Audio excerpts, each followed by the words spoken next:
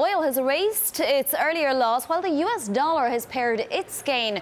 Joining us from the CME is Ted Seifried, Zaner Group Chief Market Strategist.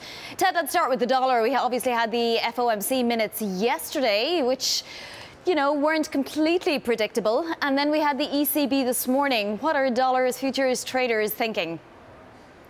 Yeah, so there's a lot of talk about the Fed minutes this morning. On one hand, it does seem very much like the Fed is on track to continue to raise rates, but really kind of some shaky talk in there about their gauge or measure of inflation, and there's really bringing some questions about whether they really trust that here or not. And then looking at the ECB, the question this morning is who's going to be first to move? Who's going to be the first to start to unwind stimulus? So it could be a bit of a race there, and if that's the case and if the ECB goes first, that's going to keep pressure on the dollar. But really, the only thing that's going to get the dollar to continue to sustain higher at this point would be higher rates, and we start with the bond buyback. That's really the only way to do that.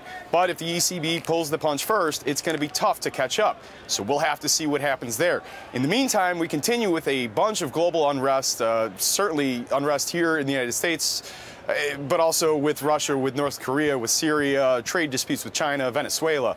The list is long. So it's very difficult for me to see the dollar going higher, much higher from here. We're running into downtrend resistance right here at these levels. If we fail here, the lows are going to come into view very quickly, and we might end up breaking and making new lows.